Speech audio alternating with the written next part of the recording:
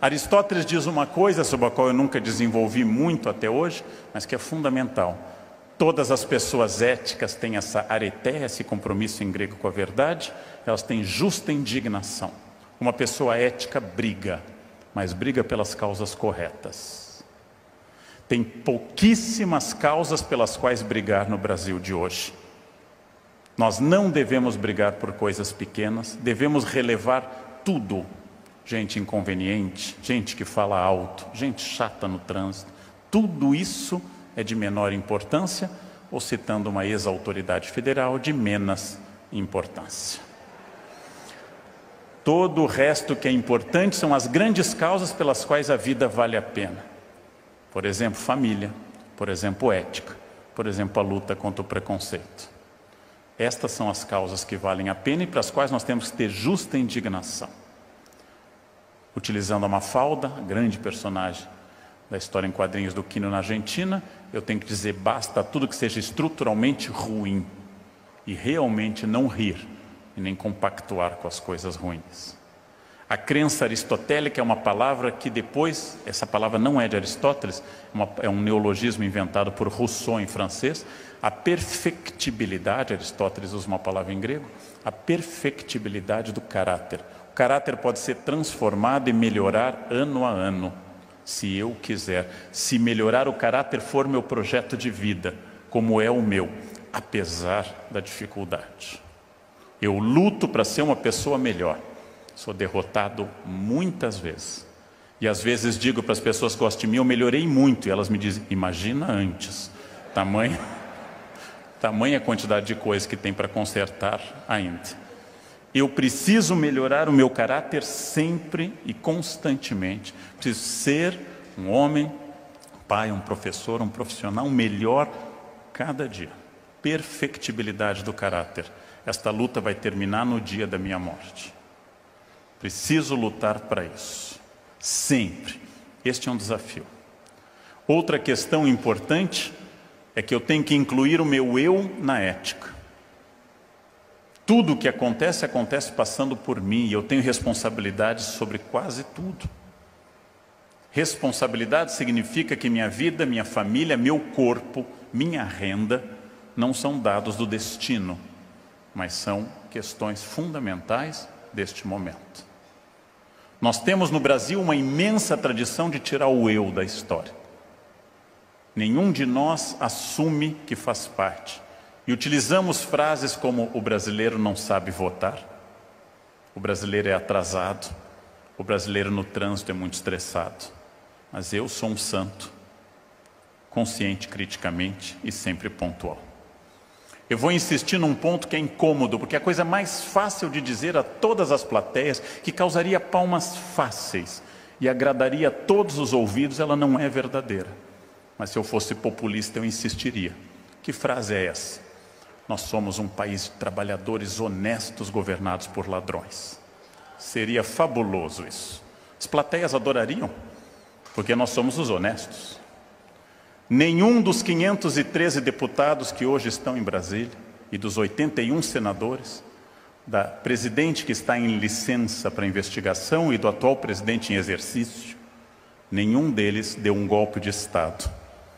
Todos foram eleitos em eleições livres, abertas e secretas. Todos que deram aqueles votos que tanto nos envergonharam foram eleitos por nós. Nem que seja pela última vez aquele, mas foram eleitos por nós. E aí Aristóteles nos diz uma frase: os homens refugiam-se na teoria e pensam que estão sendo filósofos e se tornarão bons com a teoria. Nisso se portam como enfermos, que escutassem atentamente seus médicos, mas não fizessem nada do que estes lhe prescrevem. Quem ouve palestras sobre ética e continua andando no acostamento, se funciona como quem vai ao médico, acha o médico ótimo, chega a casa e não faz nada do que o médico manda. Aí o conselho: não vá ao médico e não escute palestra sobre ética. Vá direto para o acostamento, é a sua vocação, é o seu jeito. Não perca mais tempo com isso. A vida sem ética multiplica os problemas porque o mentiroso começa a se enredar exponencialmente em histórias. Toda pessoa que mente tem que ter uma memória brilhante e começa a ser pego nos detalhes da sua história. Ao contrário do que nos ensinaram, isso é terrível dizer, o crime compensa, roubar compensa. As mães estavam erradas, ladrões enriquecem mais rápido, porém não compensa para sempre, não compensa para toda a vida.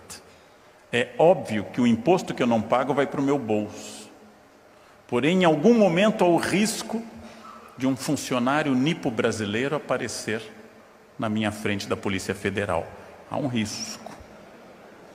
Em algum momento eu posso passar pelo constrangimento que deve ser devastador de ser preso na frente dos meus filhos. Deve ser devastador este sentimento. Papai é um ladrão. Isso é terrível. E mesmo que papai tenha morrido sem ser preso, eu sei que papai é um ladrão. Papai não podia estar recebendo um salário de 5, 10 mil reais e está nos levando para a Europa de primeira classe. De algum lugar saía esse dinheiro. Papai era um ladrão. Difícil isso.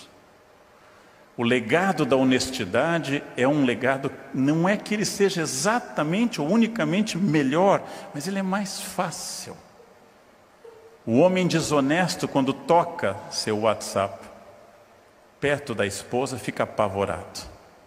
Pode ser de tanta gente. Não? Celular de gente desonesta tem muito código. Tem muita senha para acesso à foto, para mensagem. Um homem desonesto jamais entrega esse celular para a mulher e diz, atende aí, vê quem é.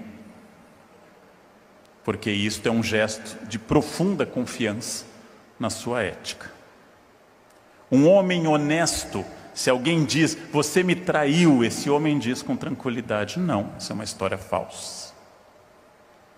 Um homem desonesto vai saber quem disse isso, quando, em que situação, para saber onde ele vai negar e assim por diante. A desonestidade torna a vida complicada, torna a vida difícil, torna a vida acidentada. A desonestidade é uma questão que nós temos que pensar diretamente no Brasil, porque nós temos que pensar numa transformação que está sendo demandada neste país, e para o qual eu sou muito otimista.